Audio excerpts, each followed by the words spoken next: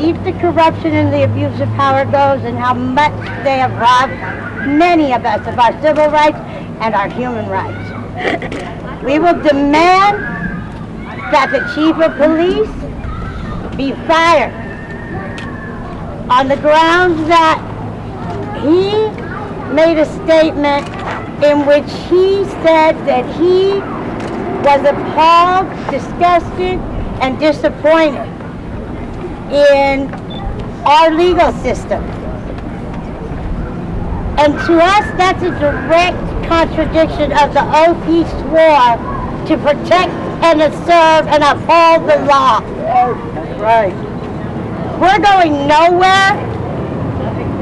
We will, in a week or two, circulate a petition that we will present to the City Council demanding his termination along with transparency. Yes. We have seen nothing. They've told us nothing. They've been threatening, and it's gone on far too long. Me and mine will be here till the end to prove all the horrid things that have been overlooked for over my lifetime. I left here 20 years. I came back, nothing changed. 15 years down the way, now they took one of the closest things they could ever take from me. And to look at my grandchildren and see what we all go through, I won't stand for it anymore. Thank you. Vallejo PD responded and shot him multiple times in the chest while he was unarmed. The department would later issue a press release saying that he was in the process of stabbing somebody, despite the fact that he was unarmed. Hi, my name is Alicia Sadler. I'm the sister of Angel Ramos, who was murdered by Officer Jacobson on January 23rd, 2017. He was unarmed, but Jacobson still shot and killed him. Jacobson will later make up a story about my brother attacking a minor with a knife. That was not true. My brother was unarmed and killed during a fist fight. I'm fed up, aren't you guys? Yeah, yes. Just look around at all these new family members that I have. I don't have them by marriage. I gained this family because they share the pain that my family does. They have a loved one who was murdered by Vallejo police. I stand here today to demand all of our families get justice for our loved ones. Justice for Angel, justice for Ronell, justice for Willie, and justice for Mario. Their lives matter, and trust and believe we are all ready for this fight. We will not give up. Even when this corrupt police department tries scare tactics on our families, we will not stop. Even when they try to harass us like they've been doing since my brother was murdered, I'm here to let everyone know the pain my family has been through. They stole the joy to my family. Because of the police, we all suffer with mental disorders like depression, anxiety, and PTSD. Some days it's hard to even get out of bed. I never imagined that it would be the police that would come and kill my brother. I mean, aren't they paid to protect us? If so, why are so many people dying at the hands of these officers? My family has lost all faith. They have nothing but fear in our hearts when it comes to cops. Something needs to change. Give our loved ones the justice they deserve.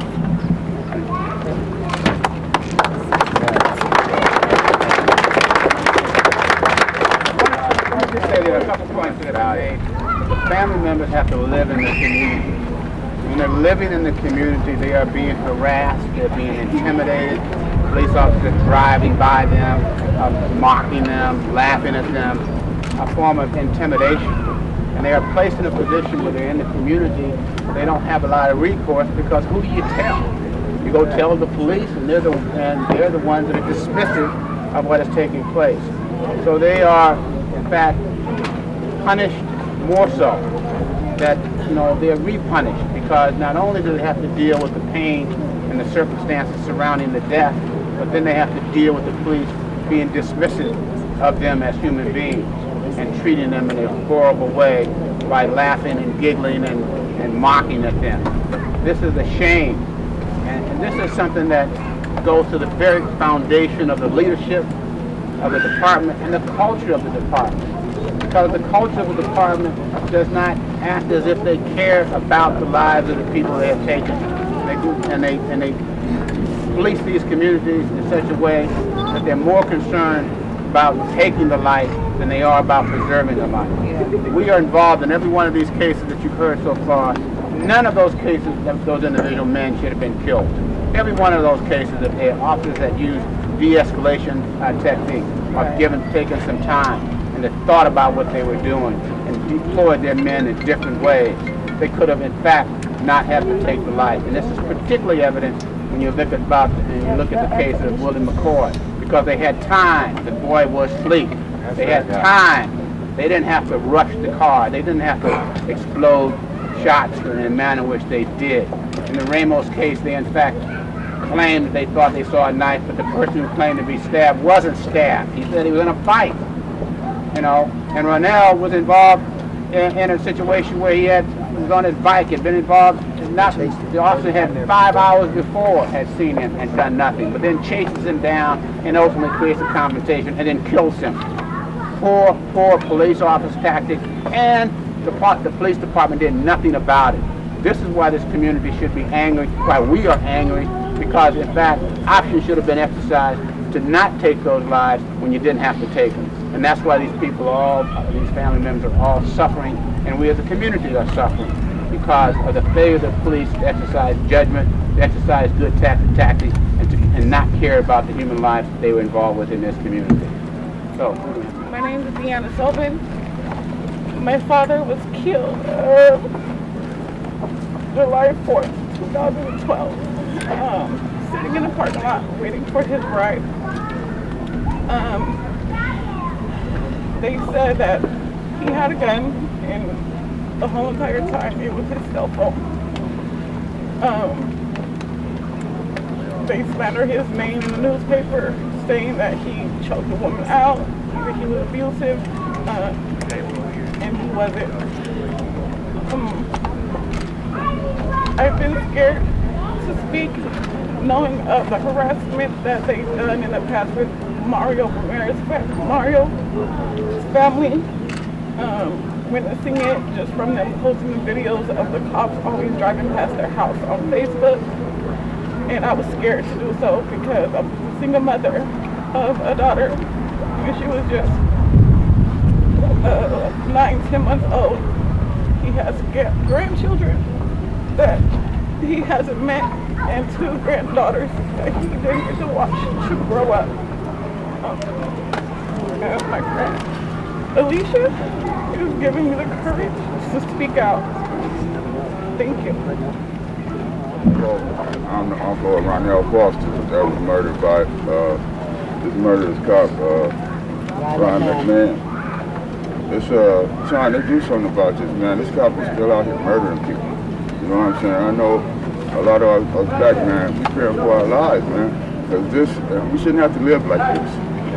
We shouldn't have to live like this. Somebody should be held accountable, man. You can't just keep going around murdering people. And with this last thing with young Willie, it was overkill. It was really overkill. I mean, what kind of policing is that? What kind of policing is that? That's not justice, man. That's not policing. That's straight murder, man. The same thing they did to my nephew who was unarmed. You know what I'm saying? So, Vallejo City or whoever needs to do something about this, the Department of Justice, somebody needs to step in and oversee Vallejo Police Department in their murderous ways. Thank you.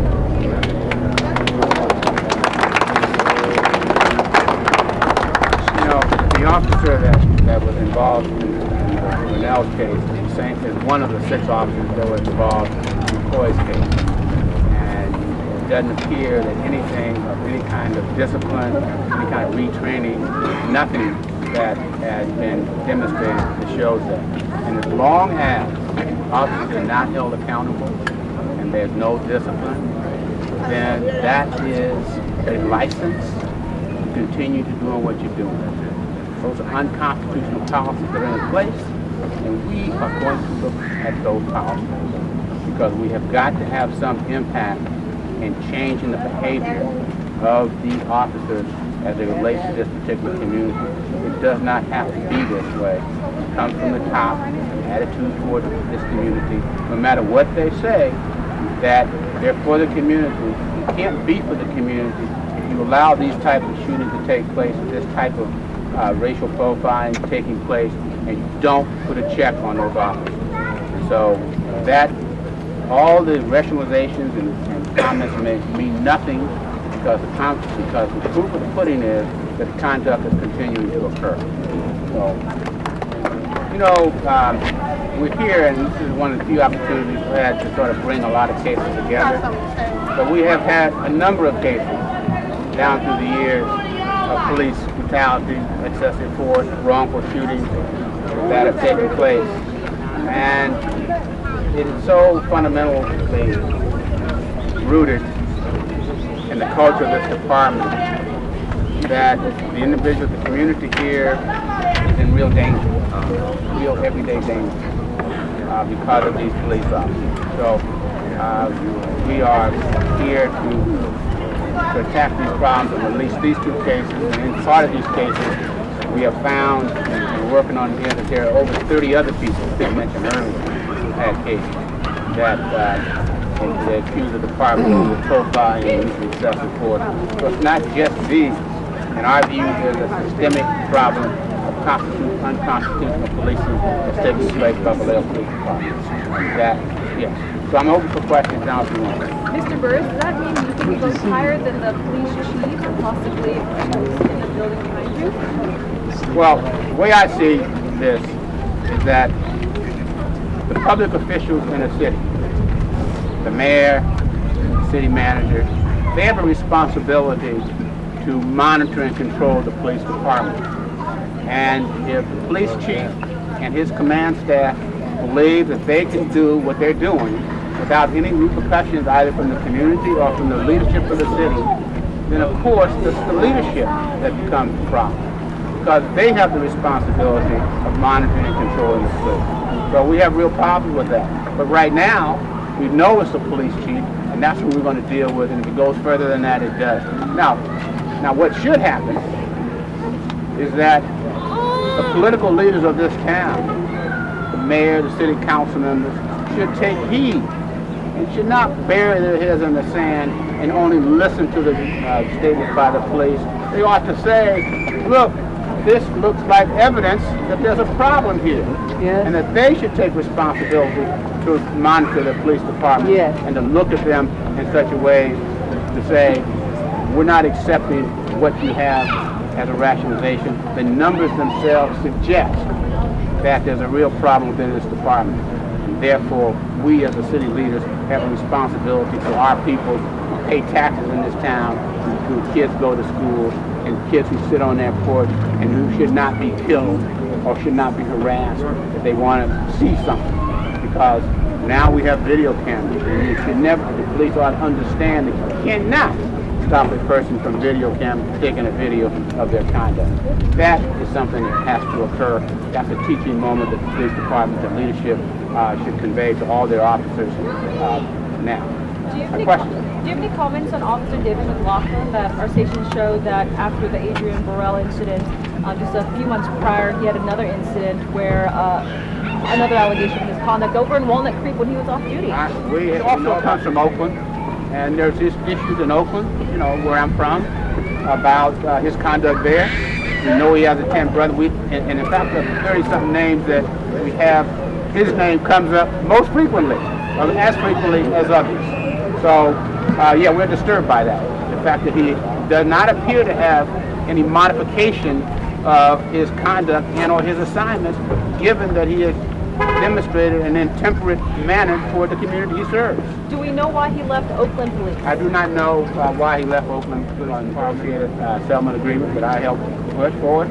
And so part of what we're doing there is monitoring and looking out for officers who show indications of patterns in misconduct. So I don't know if he's one of them, but I'm happy he's gone.